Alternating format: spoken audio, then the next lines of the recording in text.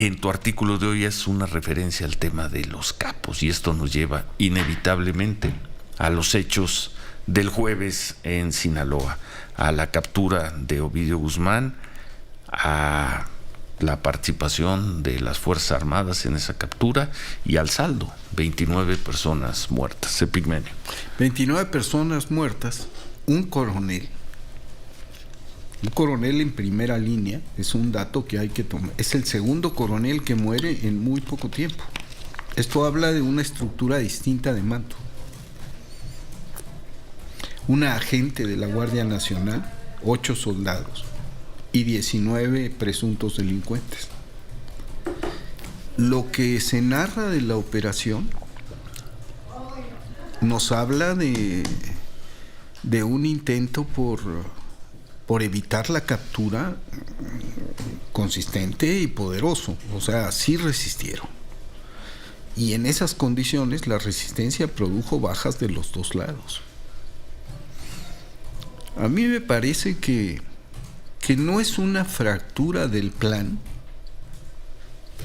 porque es una captura, porque no se mató a Ovidio, porque se le entregó vivo, y que es un triunfo táctico y estratégico porque se logró sacarlo de una zona en donde tenía amplísimo respaldo social.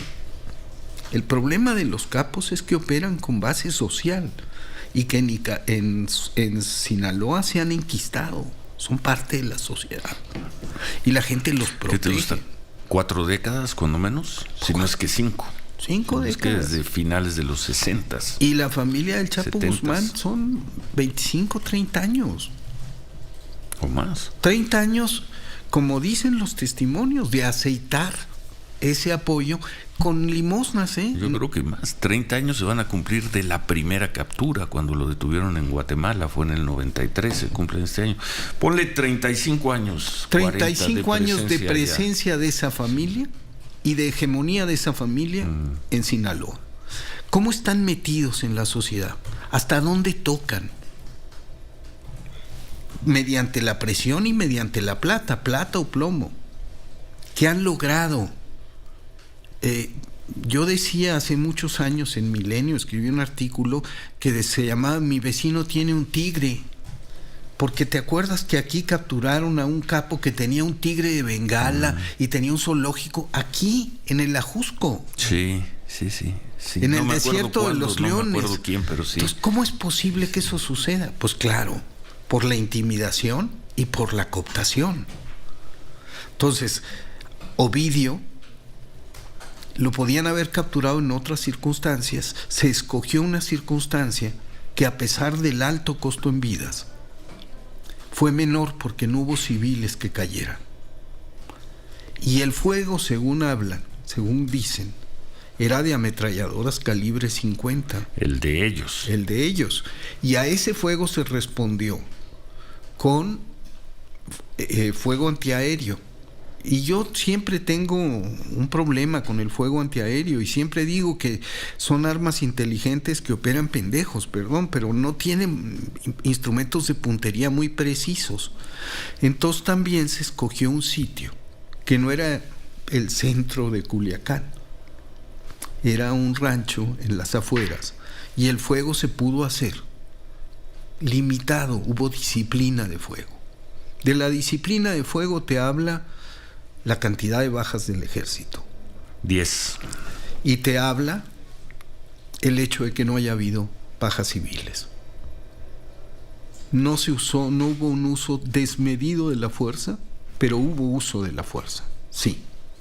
No podía hacerse de otra manera. Hubo reacción a la captura. Como sea, queda para el registro en una detención de un líder de un grupo criminal de ese alto perfil. Es el operativo con más personas muertas. Es el operativo con más personas. Queda ese registro también. Queda un registro que... Quizá porque nunca se habían enfrentado a tal resistencia de fuerza, quizá. Pero para el registro, la frialdad de los números, 29 es un número muy alto. Es muy 19 alto.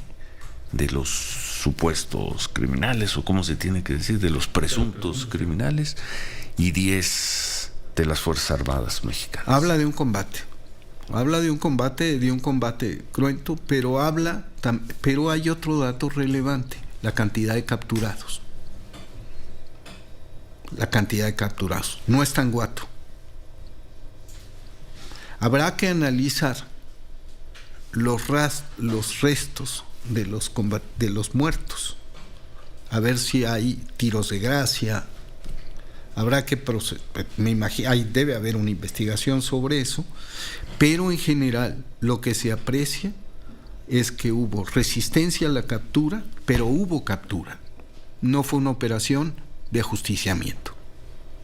Y eso es distinto de lo que habíamos vivido, por un lado. Y por el otro lado, hay flagrancia. Había una operación de vigilancia, hubo reacción y hubo combate.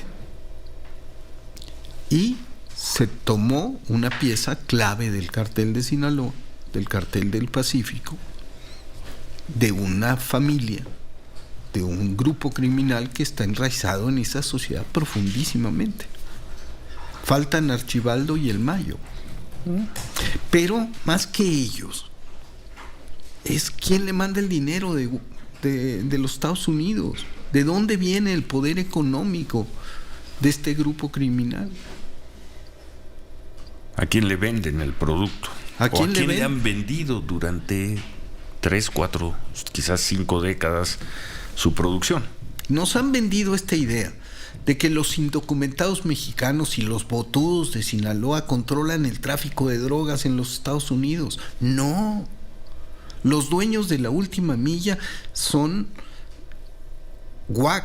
¿cómo se llama? White Anglo-Saxon WASP. Sajones y protestantes blancos. Son gente muy decente que se apellida Johnson Smith Mackenzie, y no Escobar o Guzmán. Hollywood ha hecho un trabajo de caracterizar a la mafia colombiana y mexicana como responsables de los males de los Estados Unidos, como hizo en el pasado con la mafia italiana y luego con la mafia rusa. Siempre Moby Dick, como decía Carlos Fuentes. Lo has dicho, lo dijiste, además te vi el miércoles aquí. Por cierto, hoy te da un raspón Reforma hablando de producción de series, sí lo viste, ¿no? Sí. En el Templo Mayor, a propósito de lo que dijo el presidente López Obrador ayer, de no crear ese arquetipo, esa imagen del gran héroe, es el narcotraficante y bueno. Ya lo toca, viste. Sí. Ya lo viste. Y eso es lo que produce Argos. Y nosotros hemos producido muchísimas cosas. No solamente eso. Sí produjimos unas temporadas del Señor de los Cielos. Pero la primera serie que tocó asuntos relacionados con el narco y el Estado fue Nada Personal. Casi 30 años, también 96. Y hablamos de eso. 95, 96. 95. Ya todo va a cumplir 30 años, 28. Y hablamos de lo que está pasando hoy. Hablamos de la imbrincación entre gobernantes corruptos y capos, como eran la misma cosa. Hablamos de un atentado en Nada Personal. En el primer capítulo. Y luego hicimos Demasiado Corazón, que fue la primera parte del Señor de los Cielos. Con Demián Bichir, hace 27 años. O sea, no podemos renunciar a tocar temas que tienen que ver con esta sociedad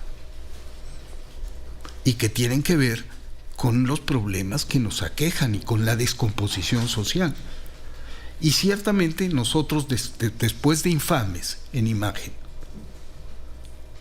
también hace 10, 12 años, y Las Trampas del Deseo, que en Infames lo que contamos fue la penetración del narco en la residencia presidencial. Fue como un anticipo de lo de García Luna. García Luna ha sido una figura que hemos retratado de muchas maneras desde el inicio, desde Nada Personal. Hemos anticipado y presentado altos jefes militares y policíacos coludidos con el narco. Hacemos pausa. 8:35 y continuamos y concluimos esta conversación con Epigmenio Ibarra. 8:35, volvemos.